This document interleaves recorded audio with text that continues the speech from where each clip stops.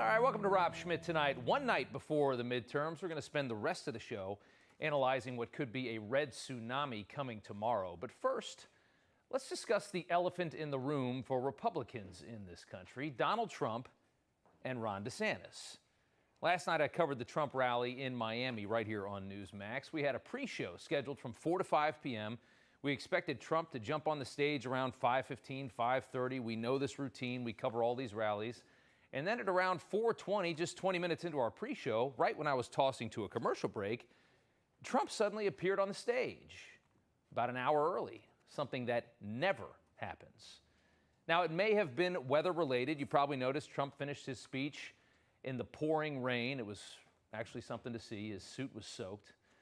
But Ron DeSantis also held a rally in the early evening on Florida's West Coast yesterday. On Saturday, Trump took a mild swipe at DeSantis while looking over the popularity of possible 2024 candidates. Here was that moment. We're winning big, big, big in the Republican Party for the nomination like nobody's ever seen before. Let's see, there it is, Trump at 71, Ron DeSanctimonious at 10%. So there's the Ron DeSanctimonious moment right there. The media went nuts over it. We don't know whether or not Trump was trying to jump ahead of DeSantis yesterday with the rally by going on an hour early. We just don't know. But right-wing media especially took a lot of hits at the former president for that nickname. Ben Shapiro tweeting out, reminding everyone you have no discipline by attacking a top gubernatorial candidate popular with the base 2 days before an election and a week before launching a comeback campaign is an interesting strategy. From Matt Walsh, also nice job launching your public attack against the most popular conservative governor in America 3 days before the midterms when we're all supposed to be showing a united front. So that's what's been stewing around among some conservatives in this country. And then the very next day, yesterday in Florida, Trump turned around and endorsed Ron DeSantis for governor. The people of Florida are going to re-elect the wonderful, the great friend of mine, Marco Rubio, to the United States Senate. And you're going to re-elect Ron DeSantis as your governor of your state. So there's that, too. Now, obviously, Trump, the most lethal primary candidate that the Republican Party has ever seen, probably any party has ever seen in this country, knows that DeSantis is a potential adversary in the 2024 primaries. He's also got a lot of money behind him now, a billionaire from Florida we're going to talk about, who just moved to Florida, I should say. But that basically starts on Wednesday, the primaries for 2024. We all know that Trump is running. In fact, some outlets say there's a chance Trump could announce as early as tonight in Ohio with this big rally he's holding for J.D. Vance. What we don't know is whether Ron DeSantis is going to run. What we do know is that Ron DeSantis is a fantastic governor of the state of Florida, while also at the same time being a product of Donald Trump. DeSantis' politics are Trump's politics. In many ways, he is a creation of Trump. Trump's endorsement likely made Ron DeSantis governor in 2018 and won him the primary. He went on to win that election, a razor-thin margin in Florida. Think about how different Florida could have been. Ron DeSantis is also 44 years old. He has an eternity to wait, if he were so inclined. For Trump, 2024 is likely his last shot. All right, let's now bring in Dick Morris, Kelly Sadler, and Hogan Gidley to talk about this topic. We've got a big panel tonight. Guys, thank you so much for coming on. Dick, I want to start with you because you've got an interesting insight here. You think that this is a non-story of sorts, that this is not really happening. Tell us your logic here. Yeah, this is just a creation of the fake media. I spoke with President Trump an hour ago, and I spoke with him last night.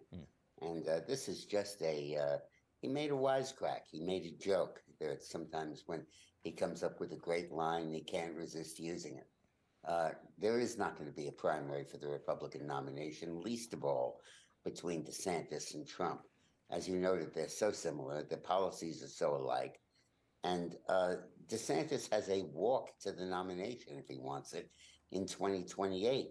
If he ran in 2024, he would split the party. He would give the Democrats their best chance of winning, and he would hurt himself badly with the party base, and he'd lose. Trump is ahead of him by 50 points. But the media has to stop Donald Trump. And there are two strategies. One is to get Merrick Garland to prosecute him, and the other is to get DeSantis to run against them.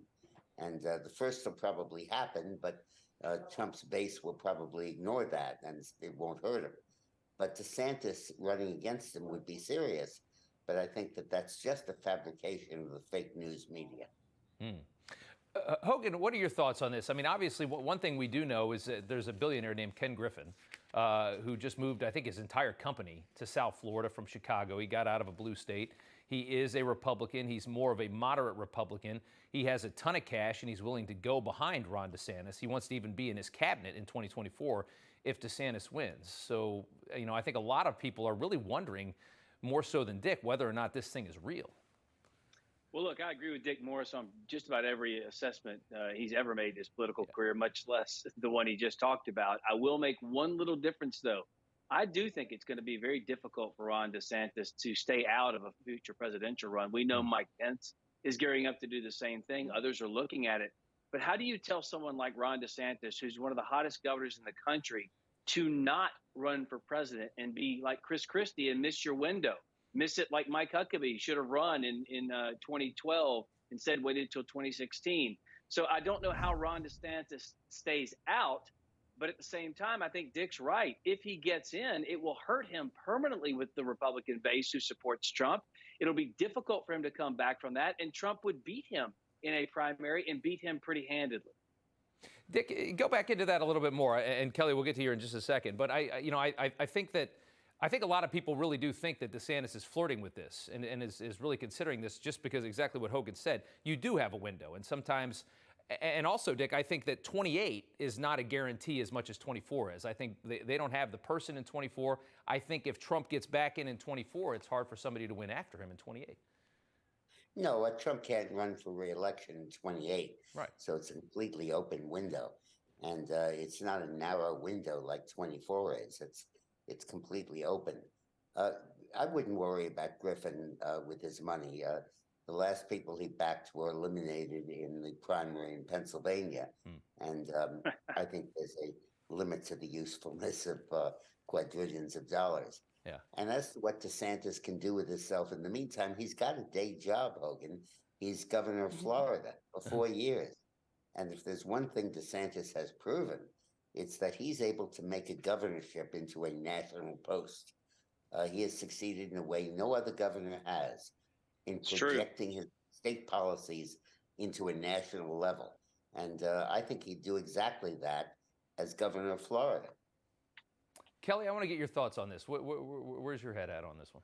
So we do know that Ron DeSantis has a super PAC, and we know that his advisors are urging him to run for president in 2024. Strike when the iron's hot. Ron DeSantis is hot.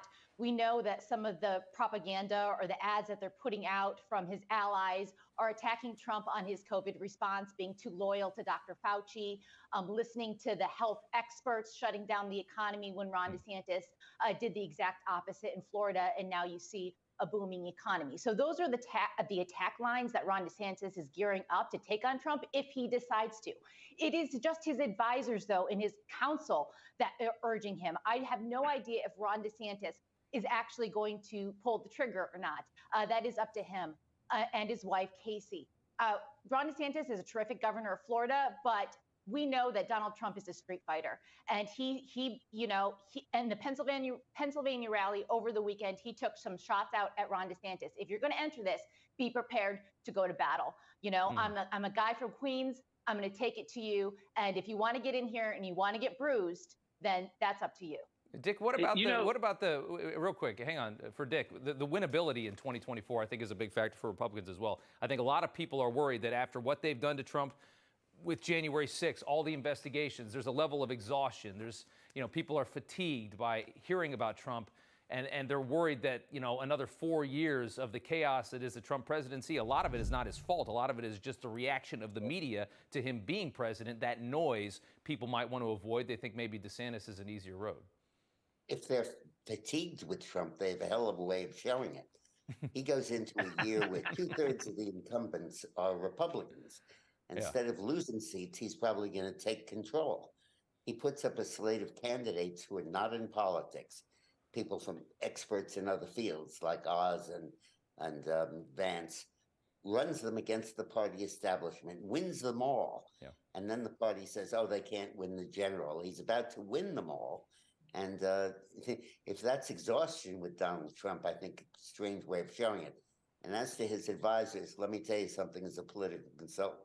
You make a hell of a lot more money when somebody runs for president than when he doesn't. Yeah. Exactly. Hogan, go ahead. You were going to jump in. No, that's a great point. And look, I think there is some interesting dynamic here as it relates to the two men and their relationship. Obviously, DeSantis, you talked about, would not be governor right now had it not been for the endorsement of Donald Trump. But also, if DeSantis were to get in and fight him, it would be very difficult for him to actually really lay some significant blows on Donald Trump and it be effective. If it were effective and it actually did hurt Donald Trump to any degree, the base would be so angry that DeSantis tried to do that to Donald Trump, the man who made him, that they may not turn out for him in a general should he go on to be the nominee. It's very layered here, but Dick is absolutely right. So's Kelly. Donald Trump has this nomination if he wants to run. The people in this party love him. They feel as though he was ruined from the outset by the mainstream media, big tech. Yep. Also, of course, the deep state. We know more and more about this every single day. And with this Hunter Biden investigation, if the Republicans do it right, it'll end up being a Joe Biden investigation on top of that. Donald Trump has a clear path here. You couldn't tell him not to run either. And if he does, I think he's got it. No. And Kelly, final word to you. I just want to ask, the concern that Trump brings out more Democrat voters, when you put his name on the ballot, they explode with energy on the other side, which is why they still talk about Donald Trump every single day, even though he's been playing golf every single day for about 20 months now. They still talk about him every single day because they know he revs up their base. That's a concern. Yeah, that is a concern, but it's Donald Trump's policies. And they worked so well during his first term that you have Ron DeSantis implementing Donald Trump's policies. You know, the establishment wants to get rid of Donald Trump so bad, but it's so funny that his acolyte, Ron DeSantis, is picking up his mantle. He's like Donald Trump's son. Donald Trump made Ron DeSantis. Ron DeSantis adopted Donald Trump's policies. And you know what? In the end, I don't believe that Ron DeSantis, I think he's going to sit this one out. He's going to let Donald Trump take the mantle in 2024. Because another fact of the matter is Ron DeSantis has not been tested on the national stage. And these Democrats are going to come after whatever Republican runs with all of their vigor and all of their might. And Donald Trump has proved that he's a fighter who can fight back. Ron DeSantis has not proved that yet. I would not want to get into a primary with, after what we saw in 2016. Nobody wants to primary Donald Trump because we know how lethal he can be in that moment. And it'd be much better for the party if Ron DeSantis, who's only 44 years old, only 44, can wait 4 or 8 more years or however many more years. To our panel, thank you so much, Hogan, Kelly, Dick. Good to see you guys. Appreciate it.